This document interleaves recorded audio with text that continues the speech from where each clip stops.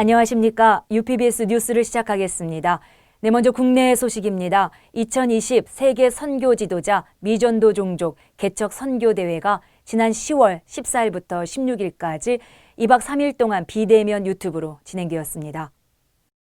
전 세계 미전도 종족 복음화를 위한 FTT 운동으로 준비된 이번 대회는 원래 릭 워렌 FTT 총재, 폴 애슐만 국제 CCC 부총재, 켄트 팍스 비욘드 대표, 루이스 부시 AD 2000 국제대표 등 국제 리더들과 90개국 현지인 목회자 500명을 한국에 초청하기로 했으나 코로나 팬데믹이 장기화되면서 30개국에서 3천여 명의 현지인 사역자, 목회자가 참여하는 국가별 선교대회로 전환되었습니다. 이를 위해 주최 측은 인천 필그림 선교교회에 모여 대회를 진행하며 온라인으로 실시간 중계하였습니다. 그러면은 다음 과제가 뭔가?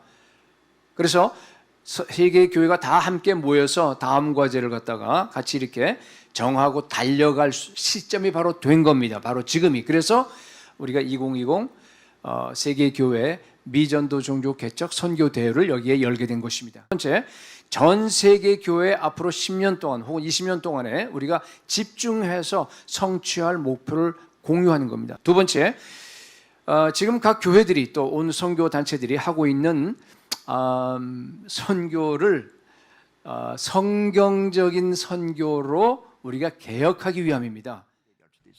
폐회 예배의 말씀을 전한 공동대회장 김상현 부광교회 목사는 천만 한국교회 성도의 10분의 1인 100만이라도 전도와 기도, 성경 보는 것이 생활화됐으면 좋겠다. 특히 하루에 한 번씩 복음을 전하는 한국 기독교가 된다면 또 1만 명의 선교사를 파송하고 100만 교회가 이들을 지원할 수 있다면 하나님이 가장 기뻐하실 것이라고 말했습니다. 네, 미전도 종족 약 500종족이 남았다고 합니다. 먼저 우리 주변에 있는 미전도 종족에게 복음을 전하는 하루가 되어야겠습니다.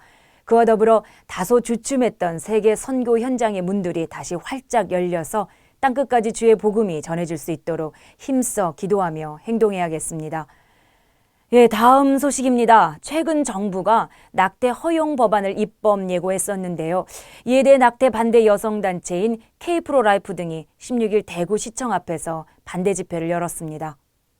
16일 대구시청 앞에서 낙태 전면 허용 반대 집회가 열렸습니다. 전 한국기독의사회 회장 김성린 산부인과 의사의 반대 입장 표명이 있었는데요. 현재 우리나라의 합계 출산율은 0.918명으로 OECD 국가 중 꼴찌에 해당하는데 국가가 낙태를 허용하기에 앞서 아이들을 편안하게 양육할 수 있는 환경을 만들어주는 것이 더 중요하다. 생명을 죽이는 일이 아닌 생명을 살리는 일에 힘과 열정을 쏟는 대한민국을 만들어 가자라고 말하였습니다. 생명을 죽이는 일에 우리의 힘을 소모하지 말고 생명을 살리는 일에 모든 힘과 열정을 쏟는 위대한 대한민국을 만들어 갑시다. 하나님의 창조 질서를 거스르는 이런 악법이 또 있죠. 차별금지 법안 진행 상황 보겠습니다. 지난 6월 29일 정의당 장혜영 의원 등 10인이 발의한 차별금지 법안이 국회 상임위원회에 상정되었는데요. 현재 차별금지 법안은 법제사법위원회 상임위원회에 회부된 상황입니다. 161개 법안 중에 123번째 법안으로 심의 순서가 배정됐지만 논의는 이루어지지 않았습니다. 심사가 이루어질 경우 소위원회와 전체 회의의 단계를 거쳐서 상임위원회에서 통과가 되면 법제사법위원회의 체계와 자구심사를 받게 됩니다. 사법위원회에서 통과되면 본회의의 심의 의결을 거쳐 정부에 이송되고 공포 시행됩니다. 한국교회와 성도들이 합심하여 기도하면서 법안 저지를 위해 다양한 방면으로 노력한 결과 아직 심사가 이루어지지 않고 있습니다. 하나님께 감사를 올려드립니다. 하지만 상임위원회를 통과한 법안은 상대적으로 제정되는 경우가 많기 때문에 끝까지 진리가 진리될 수 있도록 함께 기도하며 나아가야겠습니다. 예, 다음 소식은 로마 카톨릭의 프란체스코 교황이 동성 결혼 합법화를 공개적으로 지지했다는 아주 안타까운 소식입니다. 10월 21일 프란체스코라는 제목의 다큐멘터리 영화가 로마에서 첫 선을 보였습니다. 이 영화에서 교황의 본명인 호르헤 마리오 베르골리오는 카톨릭 교회의 수장이요 바티칸시티의 최고 통수권자로서 그가 당면한 문제들을 어떻게 다루어왔는지를 이야기 형식으로 풀어놓았습니다. 특히 LGBT 공동체, 즉 레즈비언, 게이, 양성애와 트랜스젠더 성애자들을 하나님의 자녀라고 부르며 동성애자들도 하나님의 가족이 될 자격이 있음을 지지하는 발언을 반복하였습니다. Las personas homosexuales tienen derecho a estar en la familia. Son hijos de Dios, tienen derecho a una familia y no se puede echar de la familia a nadie ni hacer la vida imposible por ese género. Lo que tenemos que hacer es una ley de convivencia civil. Tienen derecho a estar cubiertos legalmente. 그러나 그는 2010년 부에노스아이레스의 대주교였을 때 동성결혼을 합법화하는 시도들을 하나님의 계획을 파괴하는 시도라고 부르며 반대하였습니다.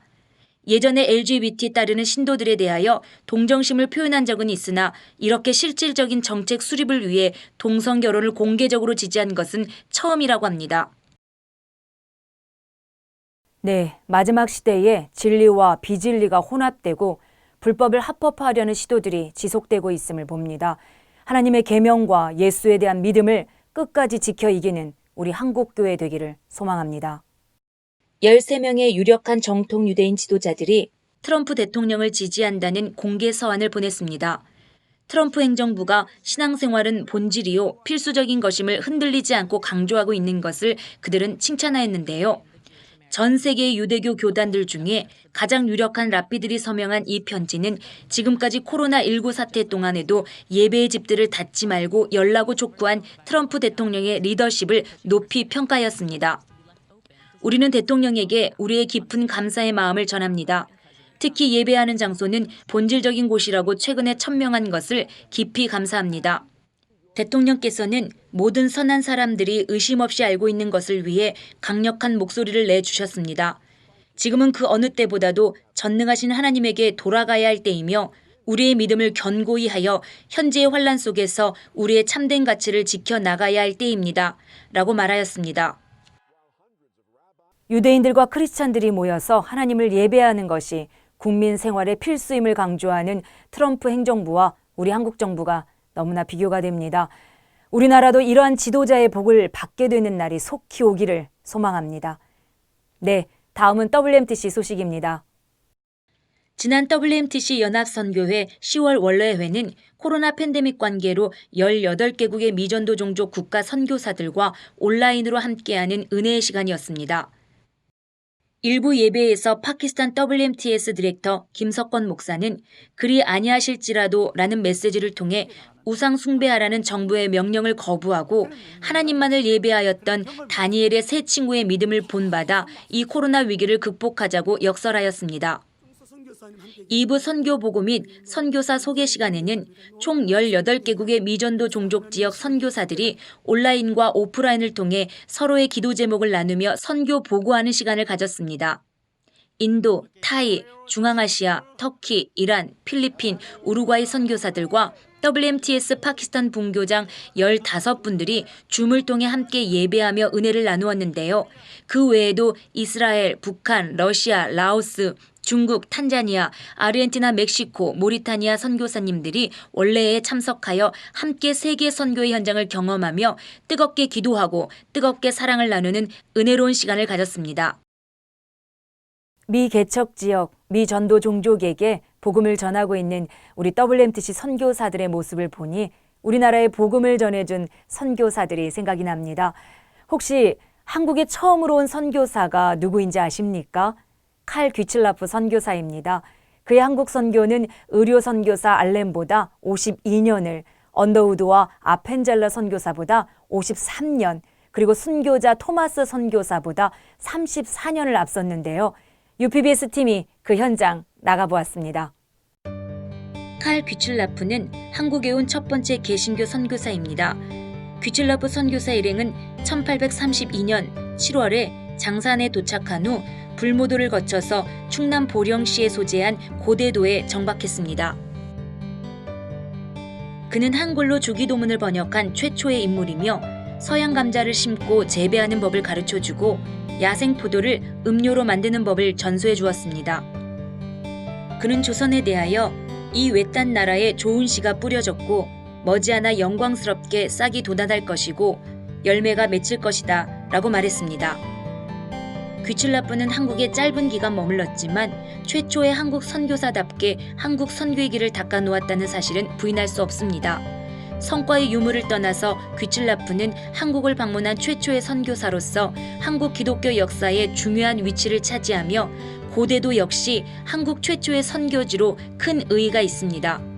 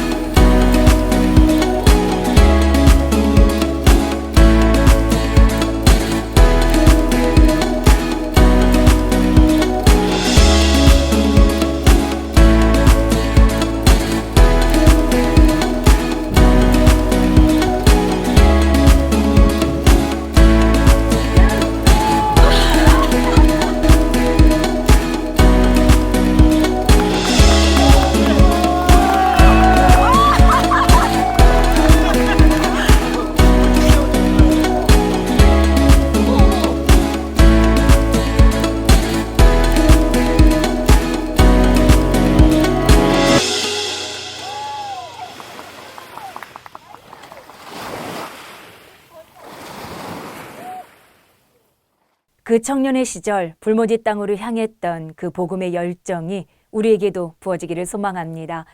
네, 벌써 WMTC 선교사 훈련학교 제12기 모집이 시작되었습니다.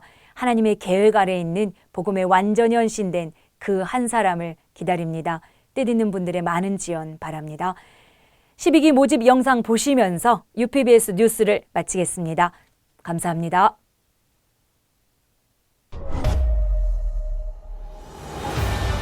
WMTC 선교사 훈련학교 제12기 접수를 받습니다. 복음, 제자, 교회, 재생산의 정체성을 가지고 열방을 변화시킬 순종의 그 한 사람으로 빚어지는 WMTC 선교사 훈련학교는 절대 복음, 절대 제자, 절대 성령, 절대 순종, 절대 감사의 5대 강령을 실천하며 국내외 최고의 미전도 종족 선교 전문가들의 강의와 현장 아웃리치로 구성된 선교사 훈련 전문 학교입니다. 하나님의 계획 속에 있는 복음에 완전히 헌신된 사람을 기다립니다. 뜻있는 분들의 많은 지원 바랍니다.